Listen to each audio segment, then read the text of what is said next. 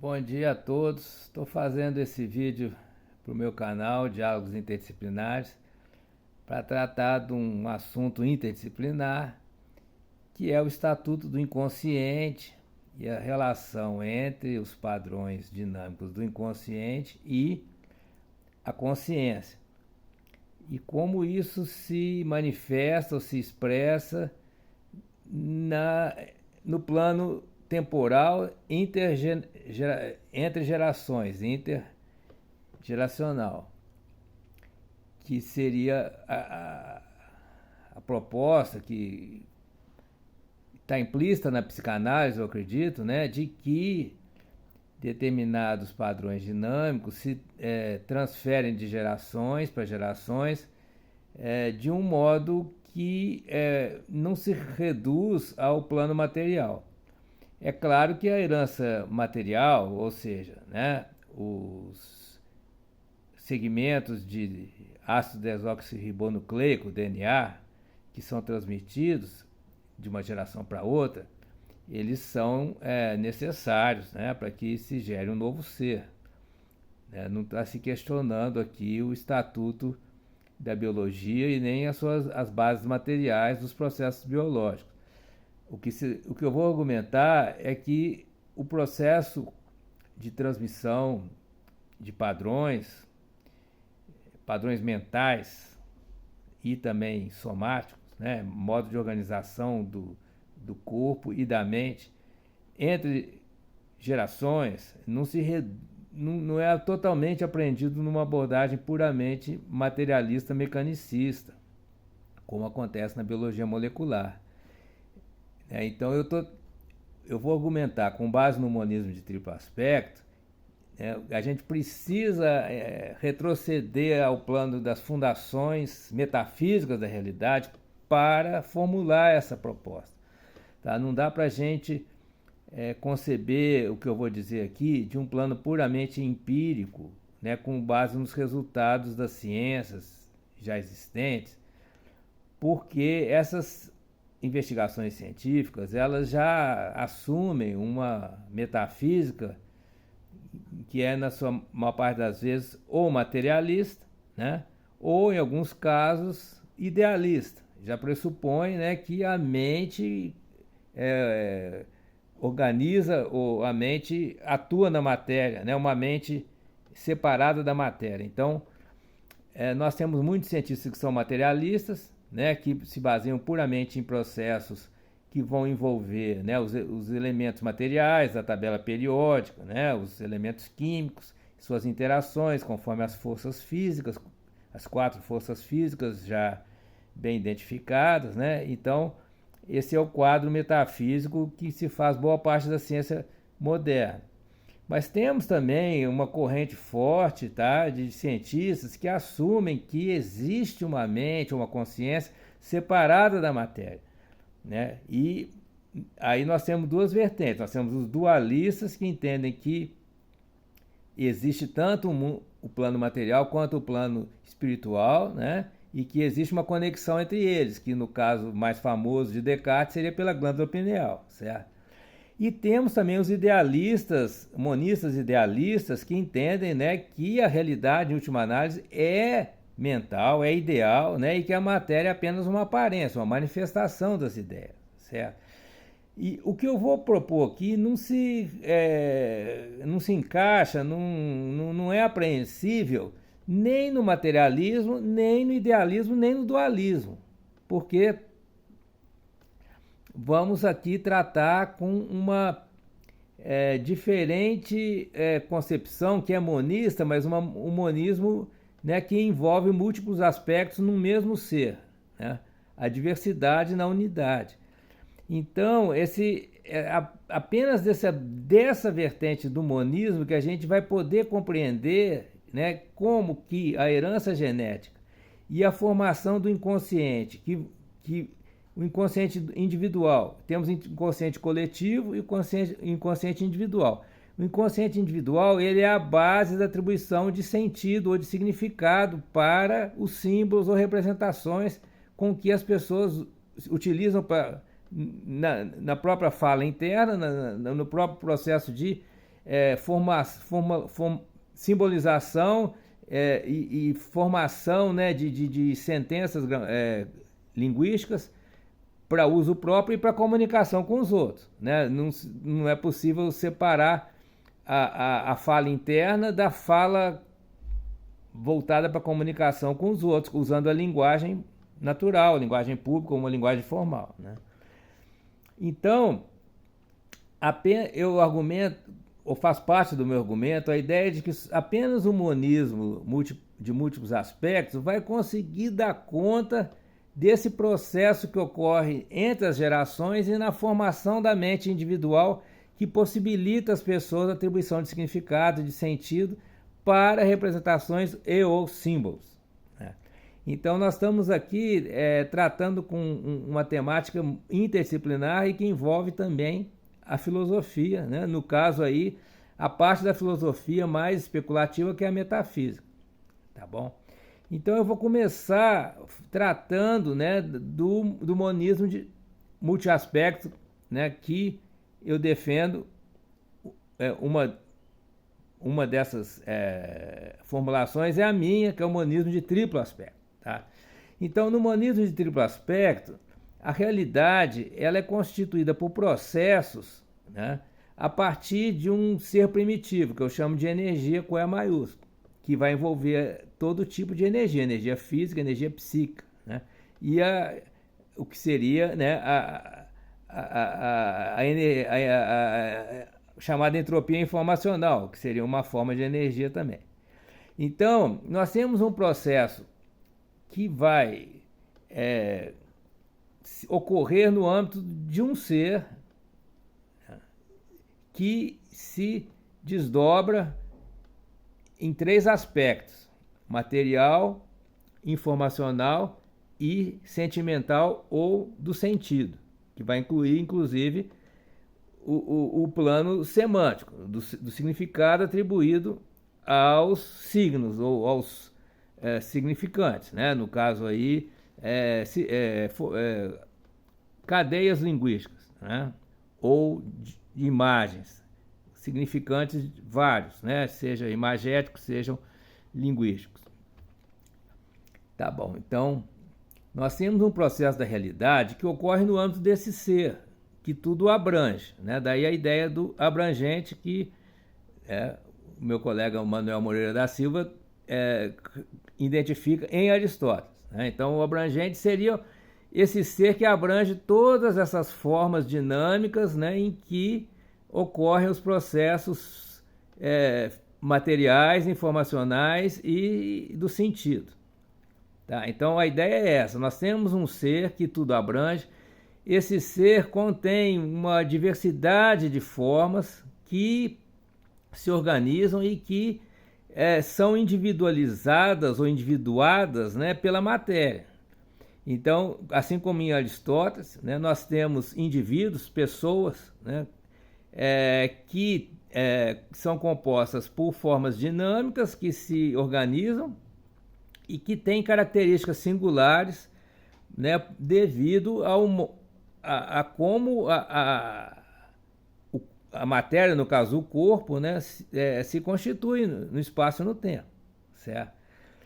Então, esses indivíduos, nós, né, pessoas, nós somos seres individuais, pessoas, né, nós temos uma perspectiva chamada perspectiva de primeira pessoa, que é uma perspectiva única, singular da realidade, né, a partir de como nós somos constituídos, mas nós somos constituídos de formas que são universais, no sentido de que elas são as formas desse ser que constitui toda a realidade e que são dinâmicas, né? Então essas formas se relacionam e se individualizam, se singularizam no modo como elas são como ela interage no plano material, tá? Então, basicamente é uma concepção aristotélica, mas uma concepção aristotélica não teológica, né? Uma concepção naturalista, né? nós temos então processos em que nós temos um fluxo da energia do qual, né, a gente pode observar as suas manifestações materiais, mas a gente não tem como cientificamente observar ou medir, né, as suas manifestações no plano do sentido, do sentimento, porque essas ocorrem na perspectiva de primeira pessoa, então apenas cada pessoa pode ter experiência do modo singular como essas formas dinâmicas, né, se organizam na sua vida, né? Em relação à informação, né, a gente já tem meios, né, ainda não muito sofisticados, de medir a informação, né? Nós temos a famosa teoria matemática de Shannon e Weaver. Então, a gente também consegue empiricamente ter algum tipo de medida da quantidade de informação que é transmitida entre uma fonte, um receptor, etc. e tal. A quantidade de informação que um disco rígido pode comportar ou que uma memória RAM pode processar, né? Então, nossas maquininhas aí, nossos celulares, computadores, eles já têm especificações informacionais também. Então temos especificações materiais, né? Por exemplo, quais os materiais que compõem um celular, por exemplo, né? Materiais, eu me refiro aos elementos da tabela periódica, né? Então nós temos ali determinados componentes materiais e nós temos determinadas propriedades informacionais, né? Mas nessas máquinas nós não temos o sentimento ou o sentido, né? No sentido, né, de que nós como pessoas temos a nossa perspectiva singular, tá? Aí é uma questão que eu não vou tratar aqui, mas que eu também tenho uma certa abordagem, né, que está publicada em alguns artigos, de por que pessoas e máquinas são diferentes, né? Por que pessoas têm capacidade de atribuir sentido, de sentir, né? A capacidade de sentir o que acontece, sentir elaborar o significado da informação, né? E máquinas como computadores, celulares não têm, tá? Mas eu não vou aqui tratar desse assunto também porque seria muito extenso, né?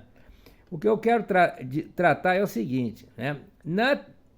No processo em que pais geram filhos, né, o processo intergeracional das proles, né, em todo o âmbito, em todo o espectro biológico de todas as espécies, todas as formas de vida, né, o que eu quero, basicamente, o que eu quero dizer é que isso acontece no âmbito desse ser que tudo abrange, tá, que eu chamo de energia. Então, ali, nesse processo, a manifestação material é uma das três, né, que a gente pode estudar. Então, quando a gente estuda, né, o DNA e a sua leitura no RNA, né, a formação ali de cadeias de aminoácidos, tudo isso que a biologia estuda, e com muita propriedade, muita importância, né?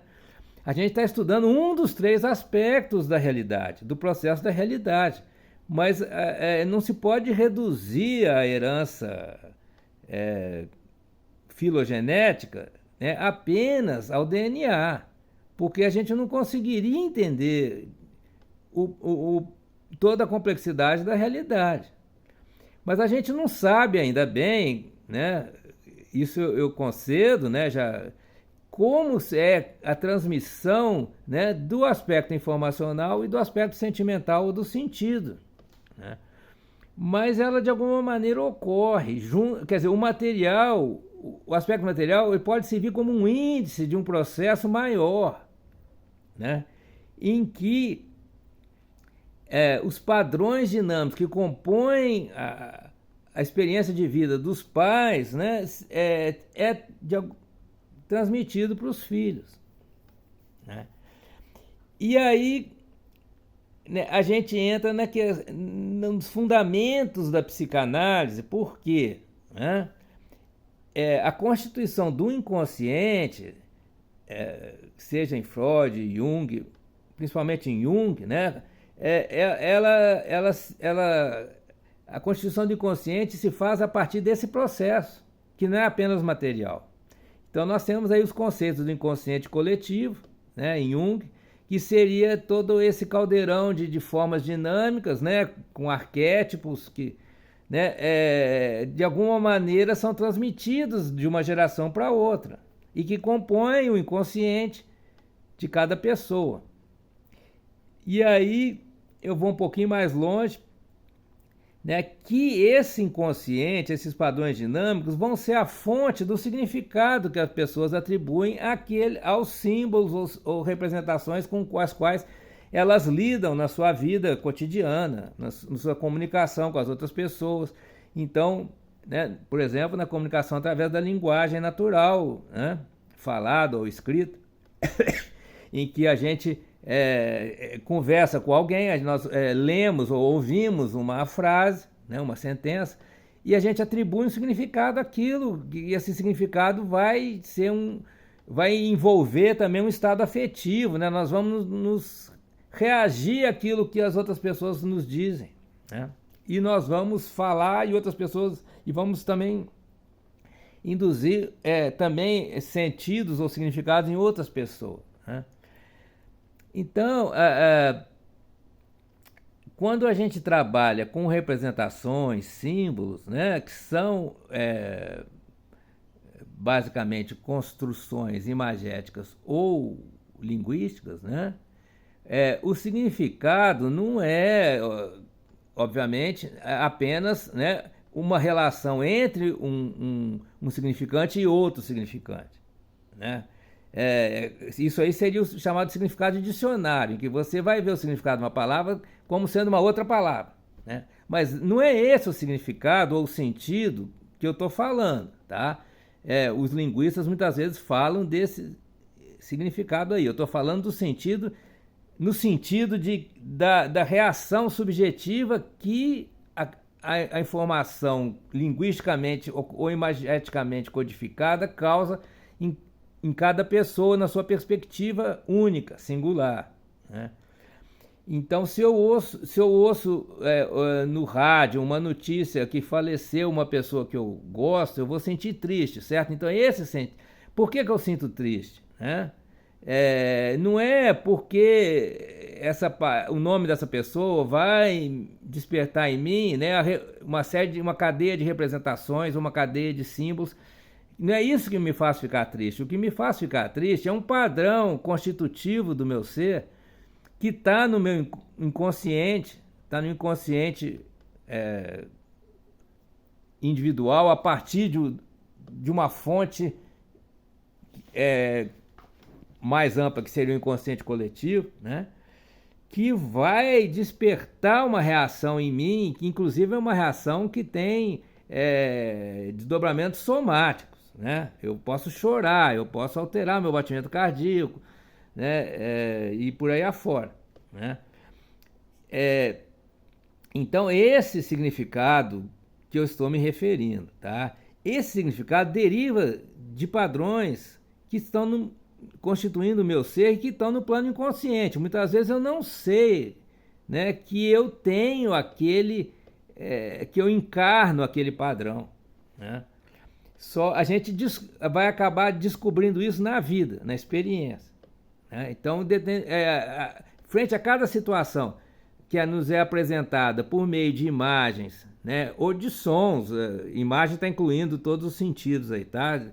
E construções linguísticas que podem ser letras de música, poesia, ou pode ser um texto científico, ou pode ser uma linguagem, uma conversa do dia a dia, né, na rua com as pessoas, ou com a família, ou qualquer evento que aconteça e que chega no nosso cérebro através de pulsos elétricos, certo?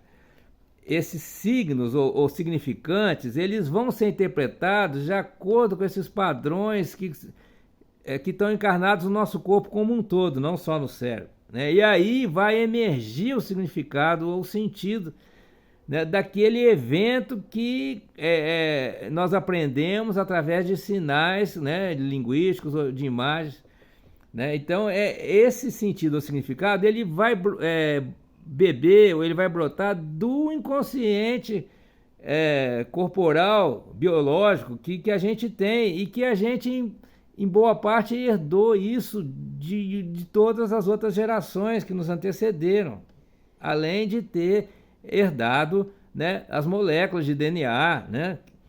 Mas a gente também herdou padrões de informação e de sentimento, padrões de sentir, né, que vieram de maneiras ainda pouco entendidas, né, pela ciência, de outras gerações. Então, a gente usa esses padrões, a gente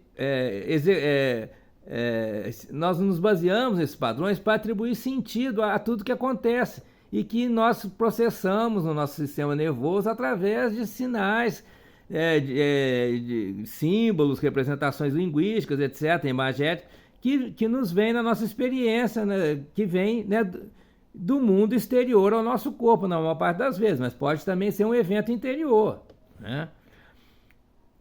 Então, ao corpo, né? Então a gente usa esse cabedal, esse repertório de padrões dinâmicos para atribuir sentido ou significado, certo? Tá, então, se é que isso que eu estou dizendo faz sentido para vocês, a gente pode então entender, né, como é que opera a psiquiatria e a psicanálise ou a psicologia quando, né, se procura entender a singularidade de cada pessoa, né, quais padrões que se organizam nessa pessoa e que estão na base da atribuição de sentido ou significado da vida dessa pessoa no mundo, né? Então, por que determinadas pessoas têm uma tendência depressiva? Por que determinadas pessoas têm transtornos obsessivos compulsivos, né?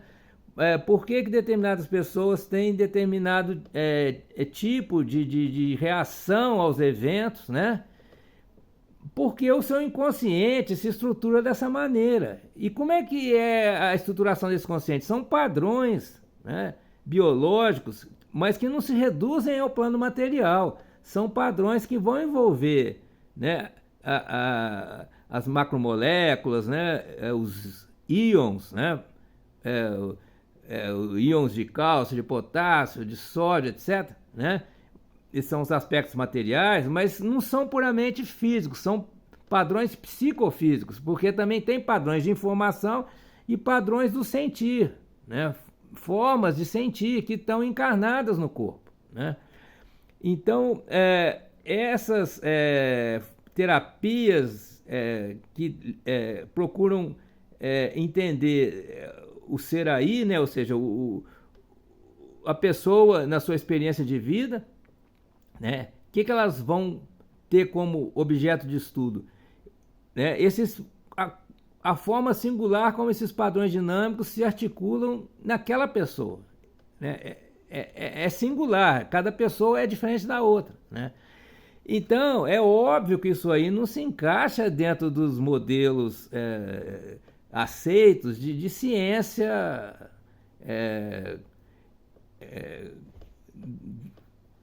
que deriva da ciência que deriva do período moderno, né, da revolução científica moderna, né?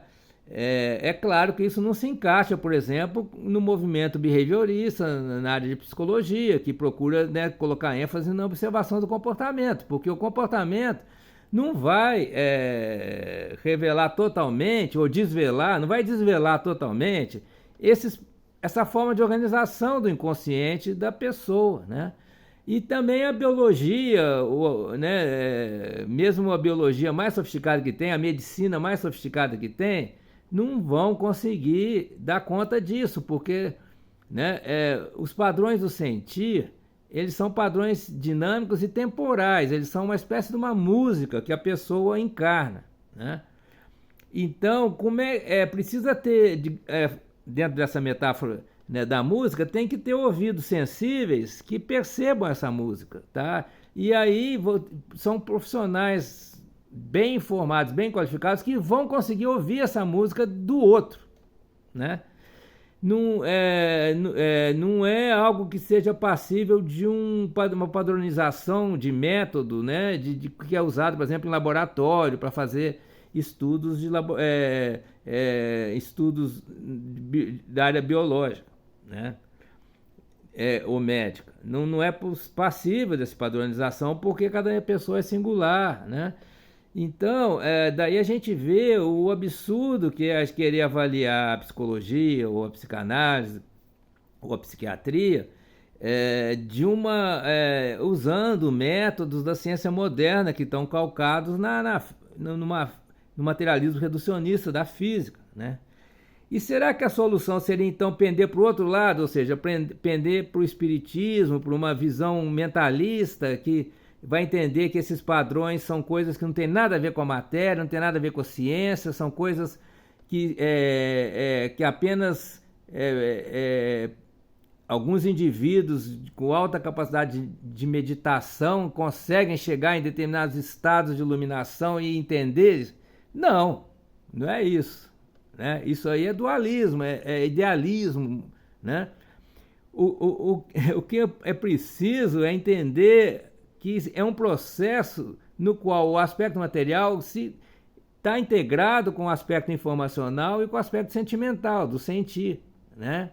Então, aquilo que é observável do comportamento está ligado com processos do inconsciente, processos mentais, né? Esses processos mentais não estão num plano separado do plano material, está tudo junto, está tudo encarnado. Nosso corpo não é puramente material, nosso corpo é material, também informação, também é informação e também é sentimento ou sentido, né? Isso forma uma pessoa, que a pessoa tem uma perspectiva única do mundo, singular.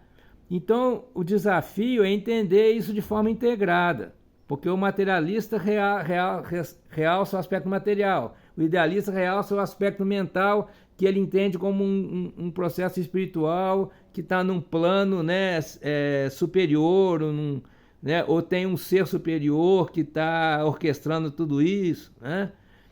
O dualista vai entender, né, que são dois processos independentes que têm uma conexão, né, numa glândula pineal, algo parecido, certo? Então, se a gente opta pelo materialismo, pelo idealismo ou pelo dualismo, a gente não consegue entender a complexidade do processo, porque é um processo que ocorre em vários planos que estão interrelacionados, né, mas que não se reduzem uns aos outros. Certo? Então, eu não sei se algum dia nós teremos uma nova revolução científica, né? Aqueles autores que propõem a chamada transdisciplinaridade, eles queriam justamente isso, né? Uma interdisciplinaridade guiada pela filosofia, né? E qual parte da filosofia? Principalmente a metafísica. Mas a gente tem muitas polêmicas, muita controvérsia sobre o que é a filosofia, o que é a metafísica, como a metafísica se relaciona com a ciência, né? Vocês devem conhecer aquele livro famoso de Burt, né, sobre os fundamentos metafísicos da ciência moderna, né? A ideia é essa, que as ciências trabalham com pressupostos metafísicos, mas isso não significa que os cientistas estejam sendo guiados por filósofos, não é assim, né? Porque muitos cientistas não estão nem aí para os filósofos, né? E